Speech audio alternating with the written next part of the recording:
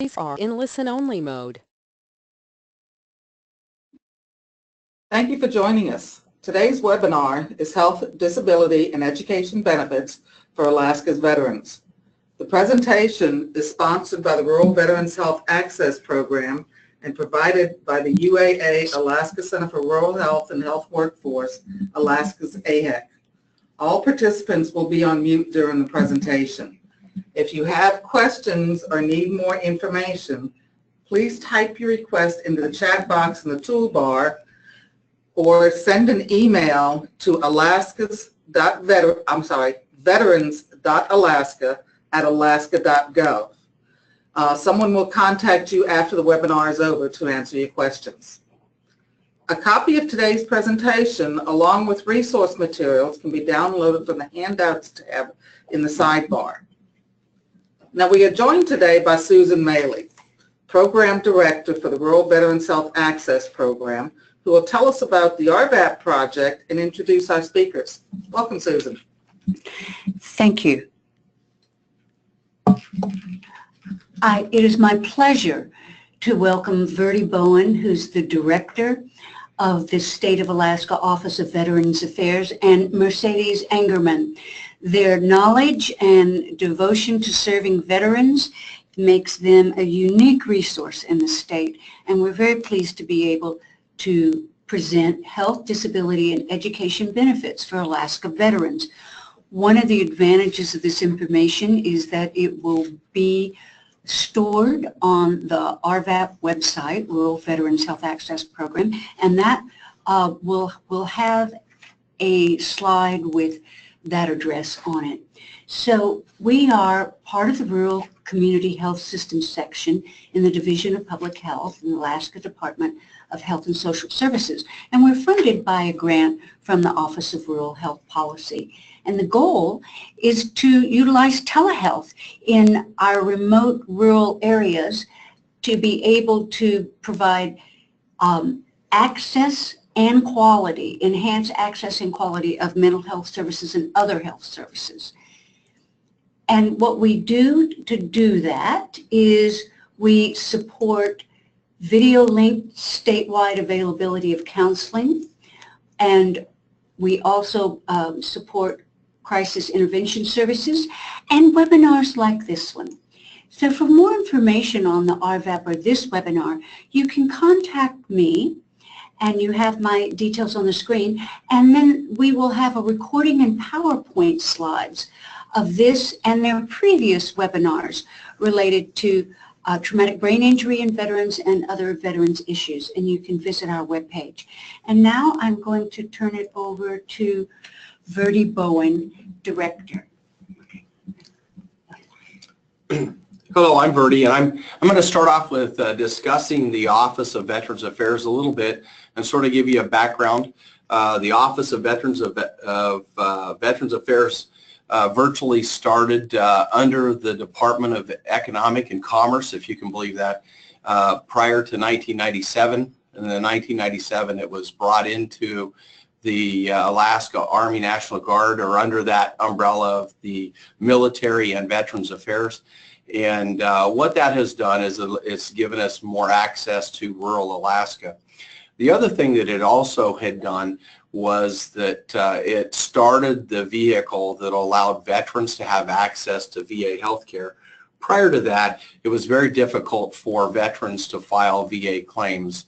Before I get into the mission of the office, it'll give you some background that many of you that are out there that are listening today remember when the only way that you receive VA health care is that you contacted someone either in Juneau or up in Anchorage, and they would send you an airplane ticket to Seattle because there was no care in the state of Alaska for veterans.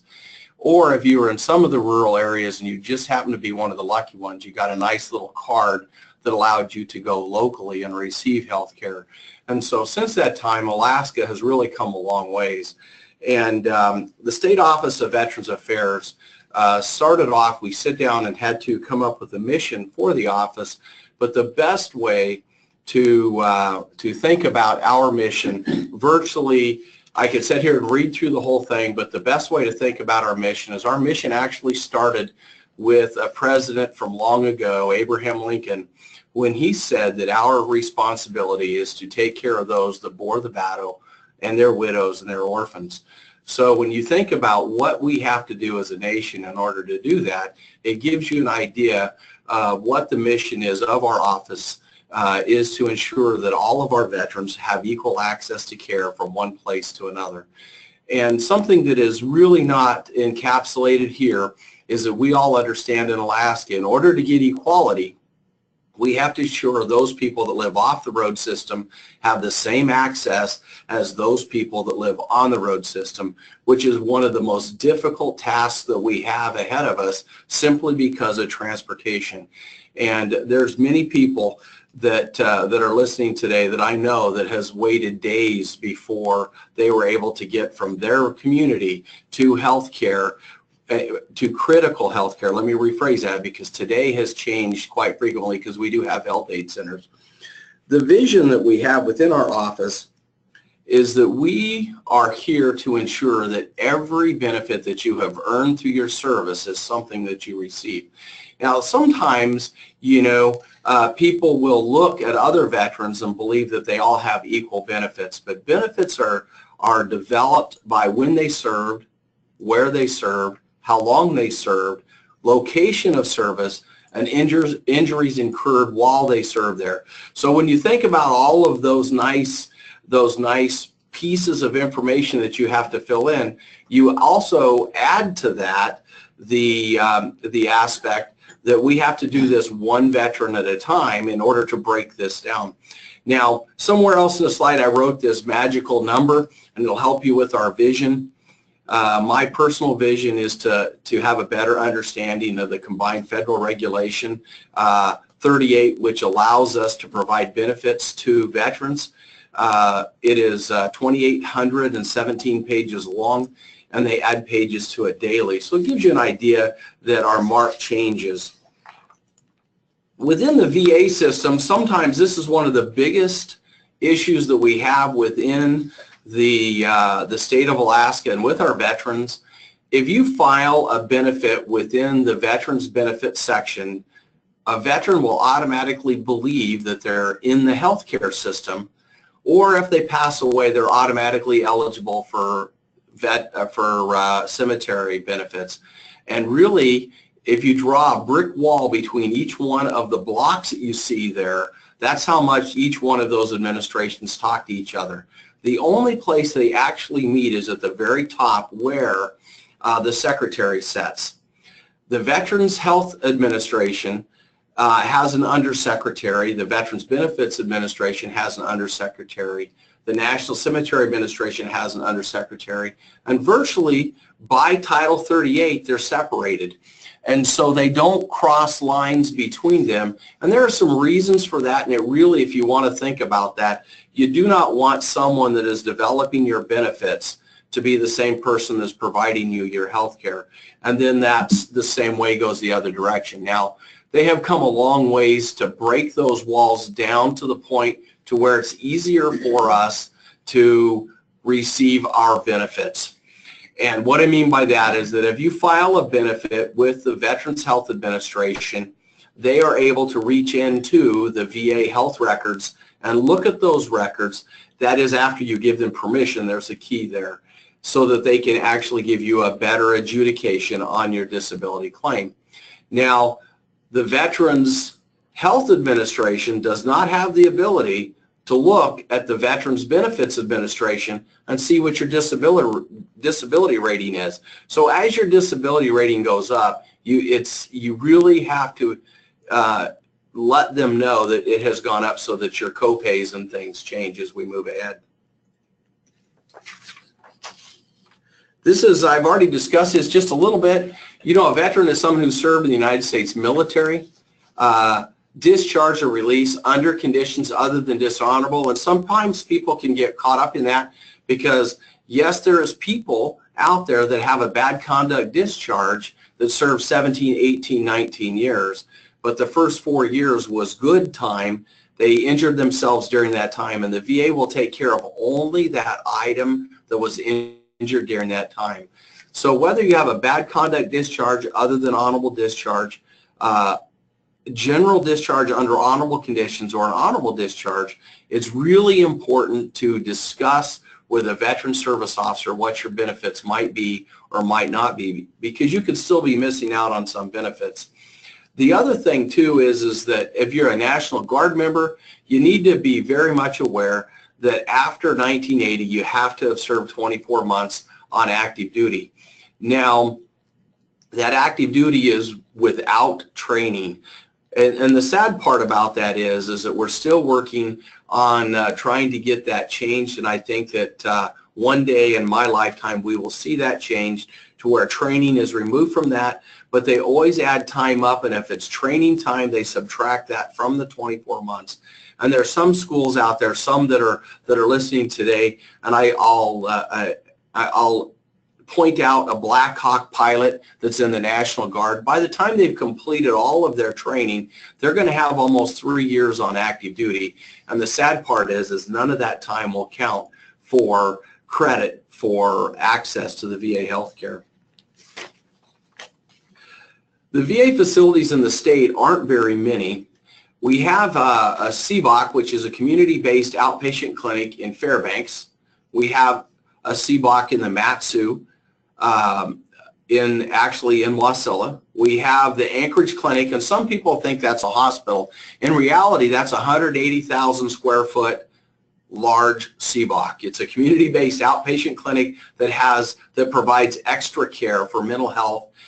They provide same-day surgeries and things of that nature. So they call it more of a clinic because it allows them to work 5 days a week.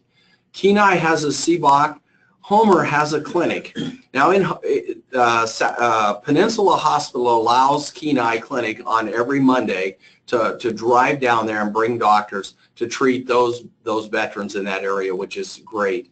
We also have one CBOC in Juneau, Alaska, and one day it would be nice to see another CBOC in Kodiak.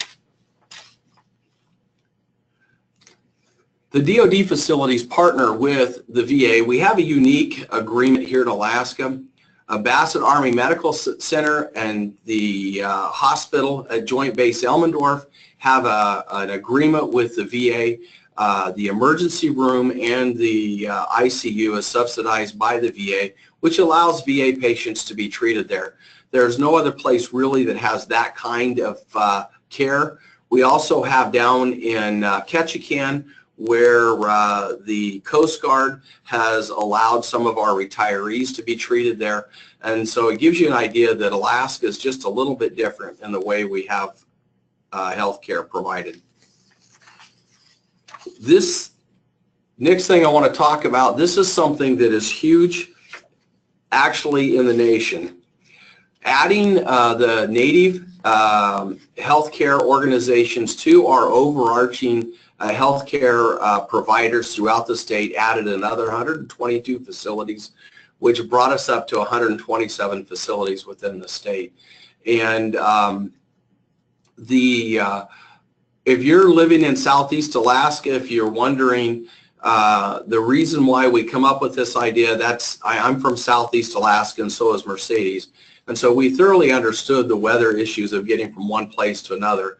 And to me, it was a shame whenever you would be standing outside of a Native medical clinic that could provide you your blood pressure pills or could take care of small health care issues, and that was right there close to you while you're waiting for a plane to come.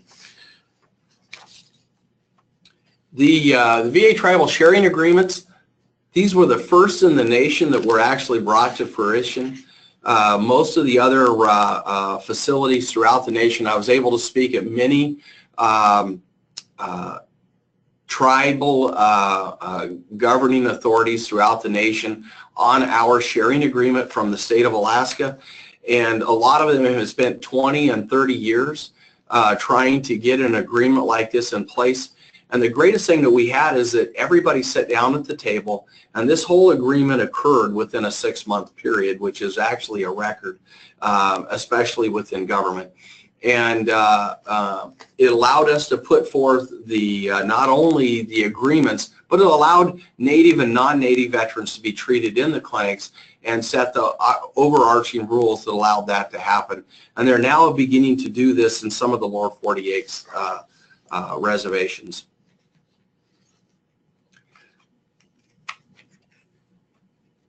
The VA healthcare benefits are set up with, and this is something that we're going to go over just a little bit, and it talks about as a person who served on active duty, and it's the same as before, who served and was released under conditions other than dishonorable. And what that means is that there's periods of times of service that is important for you to apply. Now, there are some people that served during the Cold War period that did not go to combat, did not sustain any injuries, but their income allows them to receive VA health care. And it's important to always apply. Even if they send you a denial letter, do not forget that. Always apply for these benefits, because things change in our life. It doesn't matter what it is, but something could happen, and you want to make sure that you get your benefits established. And you have your minimum duty requirements like I discussed earlier. They break it down even further to where it goes to September 1980 for active duty, and October 16th, 1981 for officers for the 24-month period. Prior to that, some of you remember the 90-day wonder terms. If you served 90 days, most of the benefits were eligible for you, or 180 days depending on the period of service. And they broke that down through the past, say, 70 years.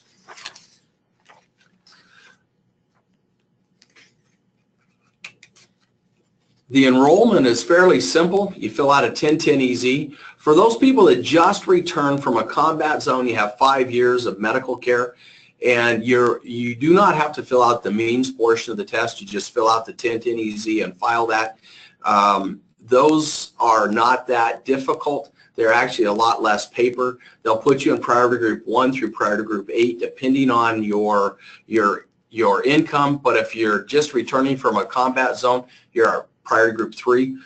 And what that does is that establishes your direct access to care within the VA system. The great thing about that here in Alaska is priority group 1, priority group 8 really doesn't have an access issue because of where you go get your care. If you get your care at the local clinic in your native clinic in your village, or if you get your care at Bassett Army Medical Center, or you get your care at the VA clinic here in Anchorage, they're not going to establish when you get your appointment by your priority groups. What really is established there is what your co-pays will be. And I'll cover that when we get into the disabilities. The next slide is the Veteran Choice Program. You're going to see that pop up. That was the biggest fear that I had here in the state of Alaska. All of us veterans in Alaska received one of these beautiful cards. And my biggest fear was people were going to utilize this as an insurance card. And really what this was to discuss what the program was. We just had this program extended. There was $1 billion left over, and they did not have the federal authority to utilize that. But one thing I want you Alaskans to be really proud of is that we have a major change that occurred to the payment of care under the Choice Program, and it was caused by Alaskans, by complaints coming from Alaskans. Prior to the extension of this act, the Choice Program was payer of last resort, which meant that some veterans and their families was hit with sizable costs. You could be hit, depending on where you fit into this program, and I can give you an example.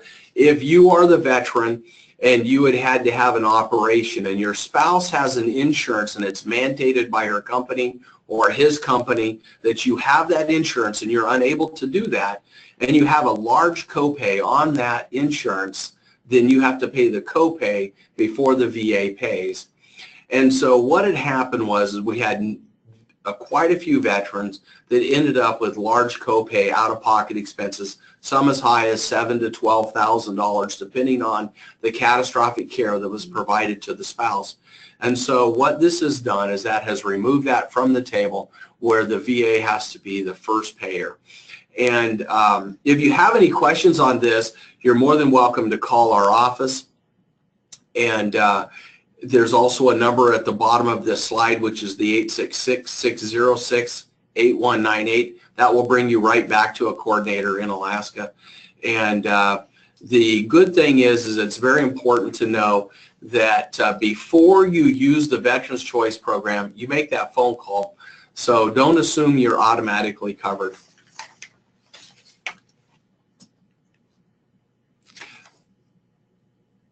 This is the one that we get our most phone calls about, and it's called our disability compensation. Disability compensation is the one that I get a lot of phone calls about. We get more walk-ins on disability compensation. Our veteran service officers provide this as well. There is no time limit on this. If you served in World War II and you come into my office and you were a ball turret gunner and you need hearing aids and you cannot hear, your military specialty as a ball turret gunner automatically sets the situation in play that it's service connected. It's already presumptive, because you can't do that function in life without losing your hearing. So, and if you believe that that hasn't happened, yes, we've had a 91-year-old gentleman that has come in that had lost hearing due to his work as a ball turret gunner and received hearing aids many years after World War II. So there's no time limit. Now, the issue we come into the longer you wait is trying to generate the records to prove that it happened. Now, if your military specialty covers it, a lot of times that's a pretty simple thing. So, for example, if you're a cannon officer and you spend a lot of time, or a fire acquisition officer for Army. I'm trying to think of some good Army terms, and you Army guys out there need to start laughing now because I'm Air Force. So Air Force guys is flight line maintenance. If you work on the flight line around those engines, your hearing protection was very inadequate. So you're going to end up with different issues. The thing is that your disability pay is tax-free, and it's really important to get this documented and get these compensations established, because not only will it help you, it'll help your family and your community. And the compensation side starts at 10%. But I'm going to move to the next slide, because this is the one that I have the most questions about. 0% disability rating is a rating. So please, if you end up with 4, 5, 6, 7, 0% disabilities, that's great, because guess what? Each one of us is aging, and that 0 can end up being 100% over a period of time. You can get a 0% in hearing, and then as it gets worse, later on in life, it becomes 10%, which is your max, unless you have to have certain special surgeries.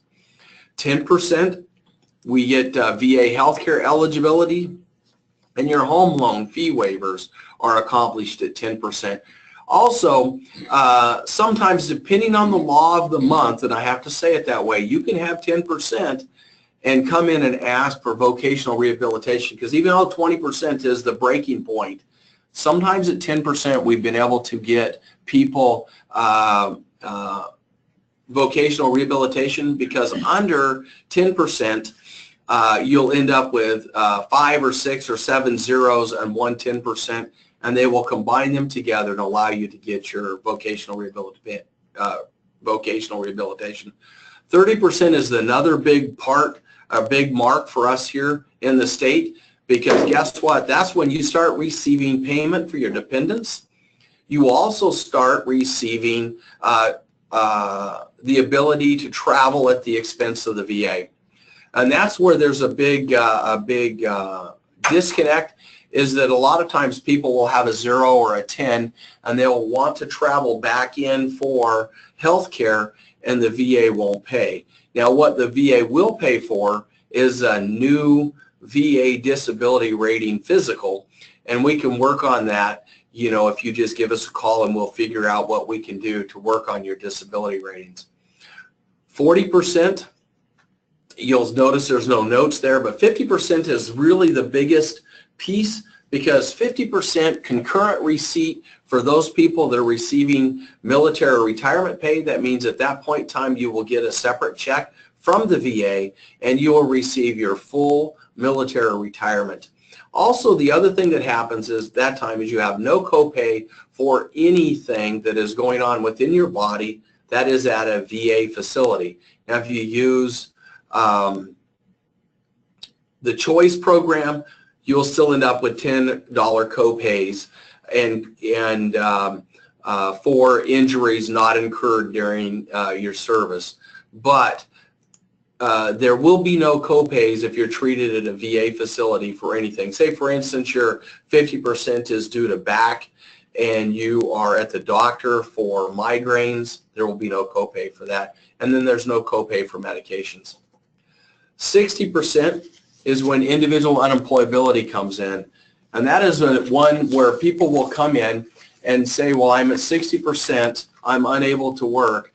This is where there is a huge issue, because you have to understand that one of your disability ratings has to be 40%. That's the way the law is written. And so if you have 40% for, I'm not, because I don't think asthma has 40%. Asthma, the highest is 30. But if you had 40% for an item, and then you get a doctor to sign and say that you're unable to work, then they will pay you at the 100% rate, even though you're 60%. Now, this takes a while. Sometimes it could take as high as a year to get through that process, but it is something that can be accomplished. 70%, 80%, and 90%, those ratings also have the same individual unemployability that comes along with it as well, but you have to have one of your ratings must be 40%. So remember that and make sure you discuss that with your veteran service officer. 100% comes with a different set of ratings. You can have two types of 100%. You can have your 100% due to individual unemployability, and the VA could adjudicate that you have dental care, CHAMP BA. They can give you a whole pile of benefits under the individual unemployability. The only one that is thoroughly guaranteed all the benefits under 100% is a person that is permanent and total, that is adjudicated at permanent total. And what that means is that a lot of their disability ratings, either a single one will be 100%, this permanent total, or they will have a whole group of disability ratings from the bottom of their feet to the top of their head that will bring them to 100%. And so this is one thing to just keep in mind that I want you to understand, is that none of these disability ratings transfers to the spouse if you pass away. But there is we're going to talk about death indemnity compensation in another slide. But remember that when you are calculating things that are going on, especially in wills and things, and if you're 100% and you're getting 2,915, that will not transfer to your spouse. Neither will any of those other ratings that you have here. The VA has a different system in order to cover spouses, so remember that, please. And that goes right into my next slide, which is a dependency indemnity compensation, the DIC compensation. DIC compensation is something that is established for injuries incurred while in service. Now, I want you to think about this for a minute, and please be very, very open in the way you think. I'm going to use something pretty simple, because a lot of times, in the military, it's usually ankles, knees, back, hearing, and stomach. Those are the 5 areas that we see the most of, probably the most common that we see because of the kind of service that you perform within the military. Those are the areas that you have. And then you can throw in some exposures and things of that nature, but usually the most common are those 5. If you take one of those items, for example, if you are adjudicated at 0% disability or above for your back, and you have a surgery on your back and you pass away because of that, that can be considered as caused by service. It's a service-connected disability, and your spouse would be eligible for the DIC payments. And what comes with that is CHAMP VA insurance, and it comes with a monthly compensation of $1,200 to $1,400 a month, depending on who you are, the rank, and the year in which you left the service. This here is one of the most important slides that you have here that I'm going to discuss with you, and it's your veteran service officers. I personally read every new law that comes out that Congress has every morning. Most of my staff spend about an hour every morning prior to us opening the door reading the new items that are passed in Congress or the things that are heading to Congress, simply because of the fact that many of them have far-reaching effects for our veterans. Our service officers do the same thing. With that said, and with as much as I study, I do not represent myself when I file VA claims. It is a very dangerous venture, simply because of the fact that I might miss in my, speed of trying to get something through the system, I might miss something. So I have a service officer, and those veterans in my office all have service officers that represent them, and we don't represent each other, simply because of the fact that VSOs go through an annual training. They're certified not only by my office, but they're nationally accredited, and they're also certified through the VA as well, in order for them to hold their accreditations and have access to your VA records. Now, don't be alarmed if they ask for a power of attorney. What they're asking for a power of attorney for is to pull your records, get your records ready, represent you before judges if you file an appeal, or represent you before the rating officer as they rate your claim. And then that way there you have a personal representation along the way with that service officer. Now, one other item I want to point out, just like doctors sometimes, you might get a service officer that you just don't really get along with. That's why we have 17 of them. And so, and it isn't, I'm not saying that one is better than the rest. You might have one that you like to talk to better than the others. So, I don't know, is it sometimes we will get a complaint where someone will say this service officer isn't very, attentive to my care. They move to someone else and it's the best service officer in the world. And then the service officer they just moved from is the one that probably a dozen other people love because of the way that they're able to work through their claims. So remember that each person is different and each personality is different, but all of our service officers are trained the same. There's one other thing that we don't have on this slide that I would be remiss if I did not mention, is that in the state of Alaska, we have something that's called the Tribal Veteran Representative Program. You don't have to be a member of a tribe in order to utilize these people. You can actually take tribal off of it and put Veterans Representative. And most of them are volunteers within our communities. We have well over 320 right now in the state of Alaska. The reason why we have it start with tribal is that we borrowed this program from Oklahoma City, and we used their books and their training programs, and we've modified it to the state of Alaska. Most of the people that live in remote Alaska understand this as well as I do, that if someone has even a small amount of information about something, they're your community expert.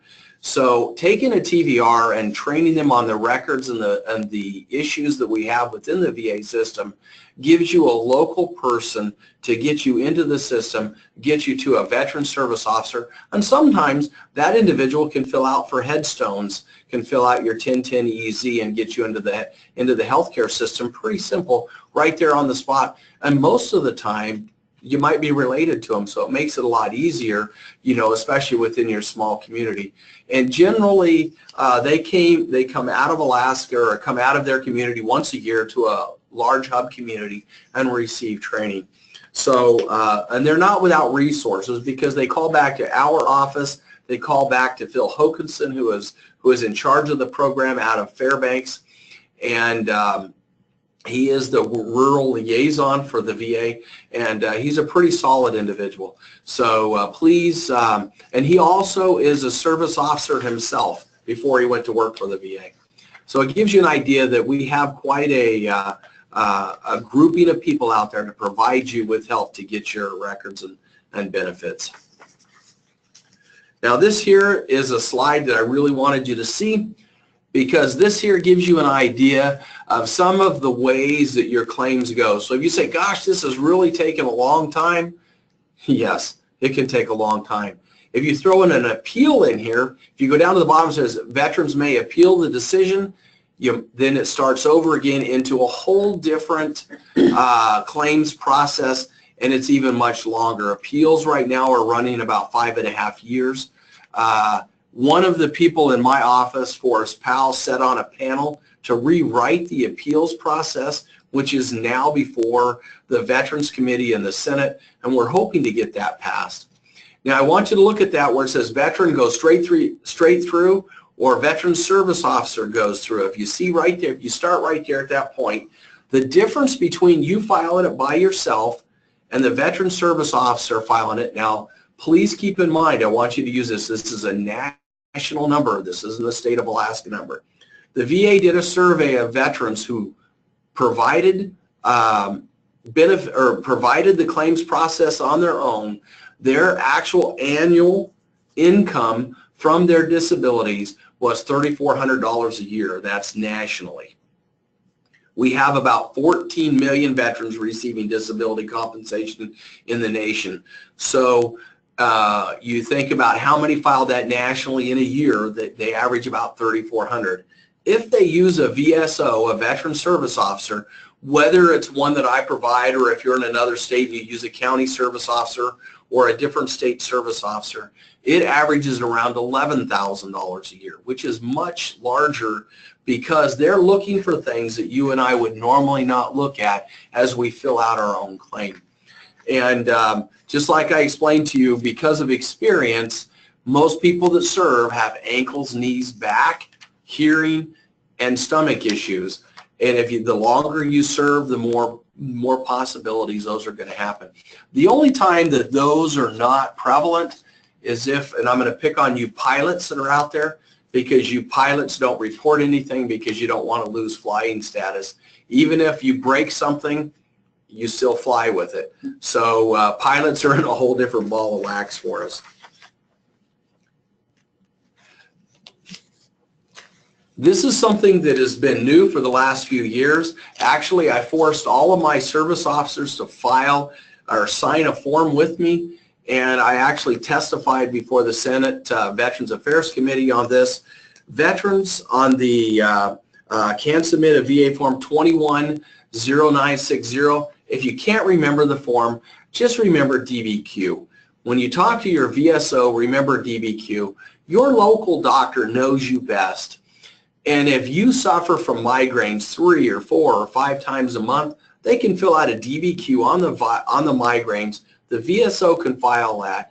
And I'm going to say sometimes, not always, the VA will look at that and do an automatic claim adjudication on that and have you a check pretty quick. I have seen DBQs run through the office and actually produce a payable claim within 23 days. That's the lowest amount of, or the shortest amount of time that I have seen on a claim. Now, our average claim right now in Alaska is 121 days, but the shortest claim has been 23, and it's been because of a DBQ. And it was something that went from the veteran to the rating officer. The rating officer looked at it and said another physical did not need to be accomplished, took what the doctor wrote, and adjudicated the claim right away. So it does speed up the claims. Here's the numbers for our VSOs that we have within the state. If you can't, if you just don't want to call a VSO, call directly to my office at 907-334-0874. You will find it also attached to our benefits booklet as well. You call and you speak to the office manager who answers that phone, and you tell him what your situation is, and he'll try and match you up with the best service officer he can. You can also call toll-free 1-888-3682. That is 1-888-248-3682. If you call that number, we will match you to a service officer, and sometimes the person you're speaking to at that number, the office manager, might be able to help you fill out the form over the phone, depending on whatever that form might be. It might be something pretty simple that you're trying to do. So a lot of times you just never know, and it's best to always use this, this venue. Here's other veterans benefits that we have available. You have vocational rehabilitation, VRE. We put that webpage there because you can actually apply from there. Veterans home loans. The state of Alaska last year processed $1.4 billion in home loans. So the veterans use that. If you have a certain disability rating, it also cuts back some of your points, the cost of the points. Life insurance. The VA, there's some things you need to understand about the life insurance. We have Veterans Group Life Insurance. When you got out of the service, you have 12 months after you get out of the service to convert to VGLI. If you did not convert to VGLI, the next time you have an eligibility to get life insurance through the VA system is when you have an adjudicated disability. And what that means, from 0% to 100%, they will provide you the ability to buy up to $10,000 of life insurance, which isn't all that expensive. Pensions, that's up here. The next thing about the pensions is, guess what? If you served during the war period, and I have to say war period, if you've been issued a service medal, say for instance the National Defense Service Medal, you could be eligible for the pension. If your overall annual income is below the threshold set by Congress for veterans, then you're, and it's pretty low, it's around $14,000 a year for veterans, then the VA will pay up to that amount. So if you're receiving $10,000 in Social Security, the VA could pay up to $4,000. You have to keep in mind that if you receive a dividend that year or any other kind of dividends that year or money, those are claimed and those are deducted from that. It's just a way of bringing you up to a certain point. We do have some spouses of Alaska Territorial Guard members that are receiving the spouse death pension, and they're receiving about $8,400 a year. They had no Social Security because their spouses were hunters. So it gives you an idea that this is a very good program. So it's one that you can review at this website. Health registry for military exposures, very big. We get this question quite often. We have burn pit registry, Vietnam, Agent Orange exposures.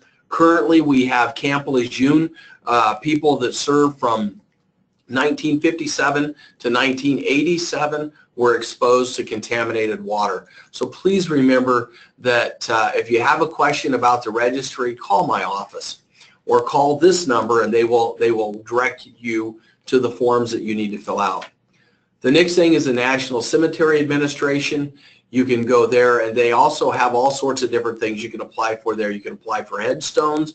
You can apply for presidential certificates for those that have passed away.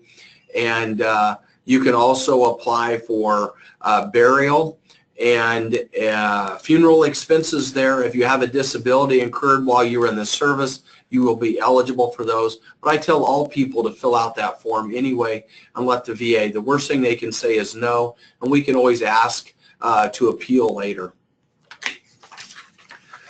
These are Alaska-specific benefits. We are really blessed in Alaska. Some people might say differently when it comes to these benefits, but I can tell you we canvass all the states.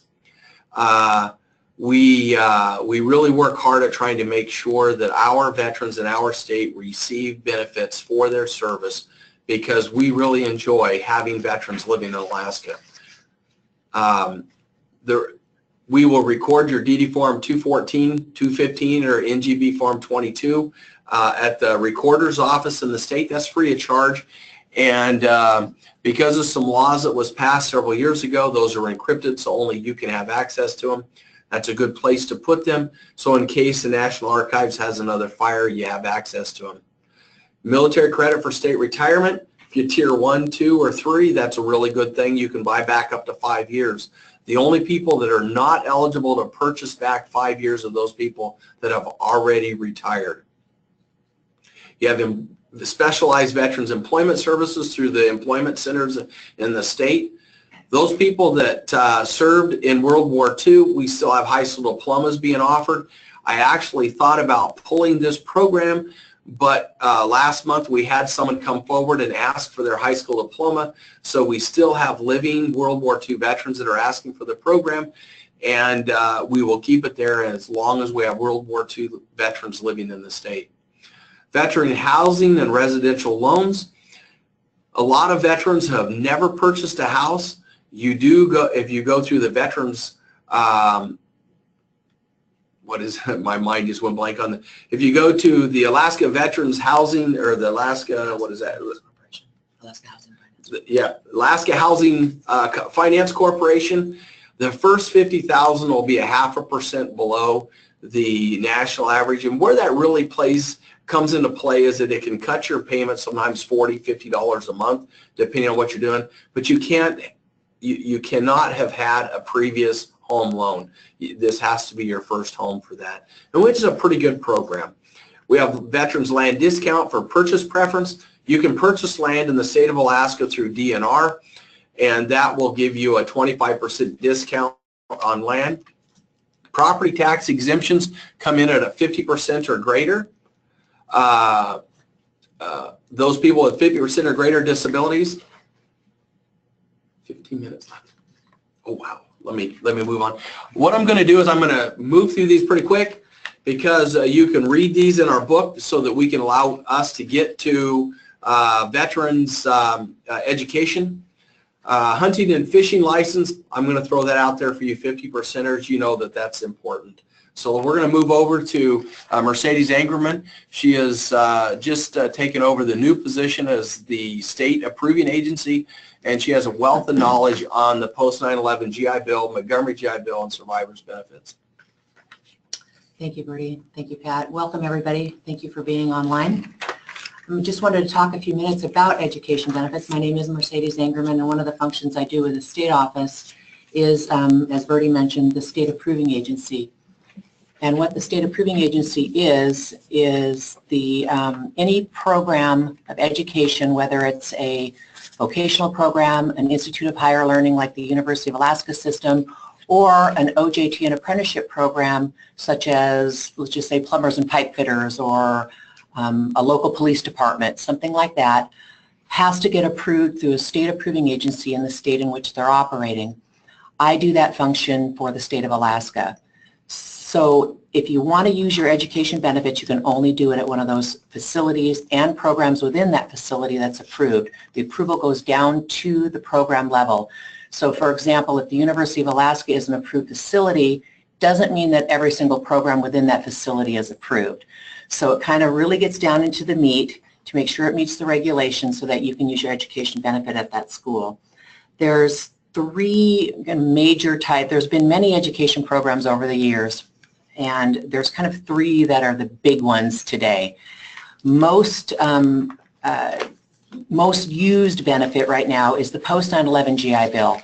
So anybody that was active duty after September 10th can qualify if they met the service requirements for the post 9/11 GI Bill, which is called Chapter 33.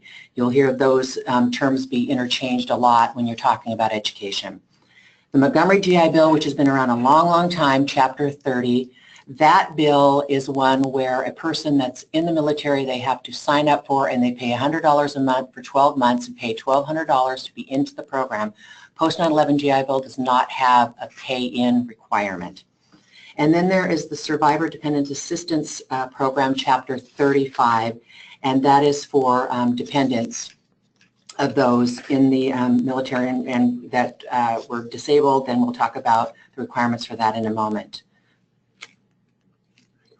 The types of training for education benefits varies, and I'd mentioned this earlier. You can be going to a college, an Institute of Higher Learning.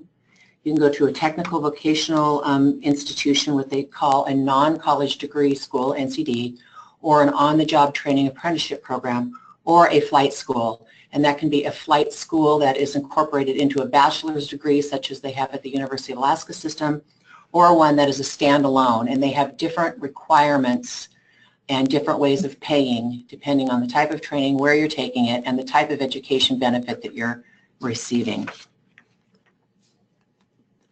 The first thing that you'll want to do to start your education benefit, and I get this question a lot.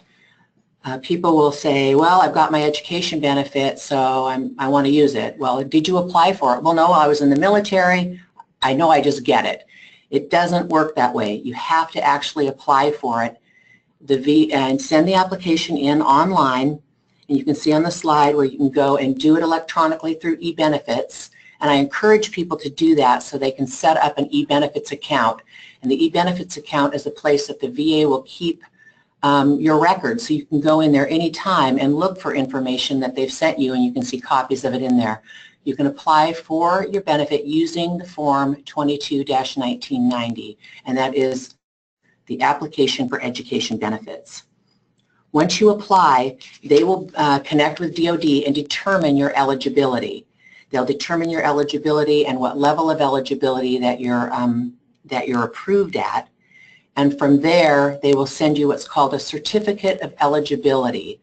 That, and it's also referred to as a COE, you'll hear that too. That will tell you how many months you're eligible and for what chapter of benefits you're eligible for. They will send that to you. Many schools will want to see that to prove that you're eligible for the education benefits when you're enrolling in their institution. You'll want to make sure that your program of study that you're planning on attending is approved. You can contact myself at our office. Verdi had mentioned our numbers, and we'll show them again at the end of the presentation. Or you can also get it off of the GI Bill website in a Choose a School function on that site, and you can search for approved educational facilities and the programs that are within those facilities. But it's always good to call us to get real, live, up-to-date information, because it takes a while sometime for those websites to get updated and get the accurate information. But we always have it in our office, and I encourage you to call it anytime. I want to tack on to that program of study piece that if you want to go to school somewhere and it is not an approved facility or an approved program at a facility that's already approved, contact me directly and I will see if it meets the regulatory requirements and get it approved for you. This happens quite a bit in small town Alaska. Bertie mentioned earlier I'm from Southeast Alaska, and I have many community police departments in some of the small towns in Southeast Alaska. They'll have a veteran that's hired as a police officer and wants to utilize their GI benefits while they're training as a police officer, and yes, they can do that. I work with somebody, a contact at the facility, get it approved, then they can get their benefits at the same time that they're receiving a paycheck. So it's a double win-win there for those veterans in those communities. So another thing you'll want to do is contact the facility that you're planning on attending and ask to speak with a school certifying official. Every facility has on record a signed document. A person signs this. It says, I'm the certifying official for this facility, and they ensure that all your paperwork is in order from your enrollment, and they report your enrollment to the VA, and that's what gets you paid.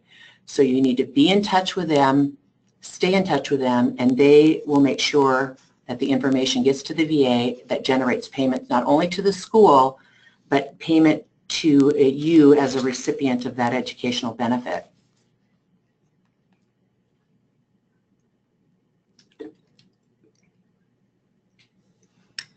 The post 9/11 GI Bill, Chapter 33, it pays differently depending on where you're going.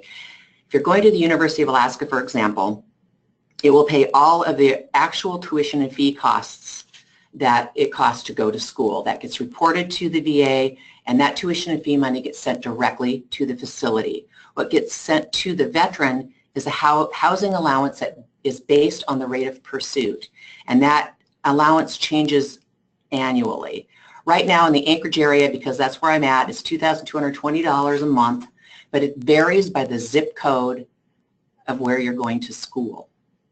So that's what you need to check on. So there's a website listed there. You can go punch in your zip code of where you're going to school, and that will tell you what the monthly housing allowance is for you and your education.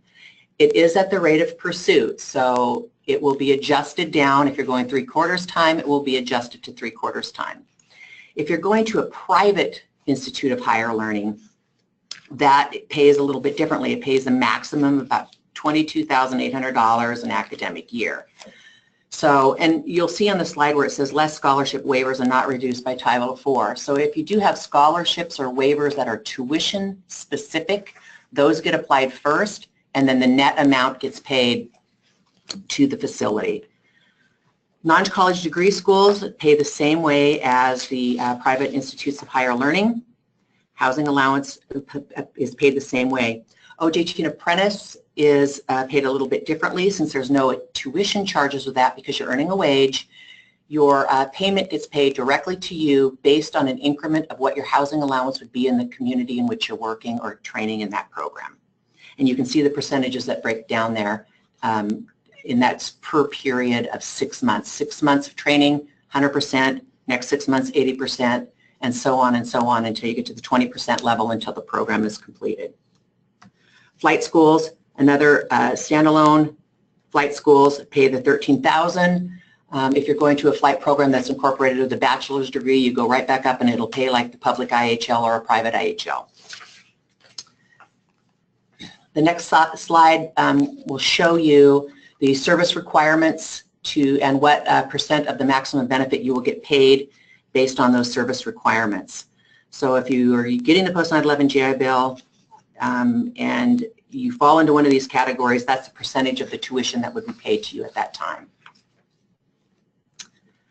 Montgomery GI Bill and the Dependent Education Assistance Program, I'm kind of rushing through this a little bit, but you can always contact our office for more information because I know we're running out of time on the webinar.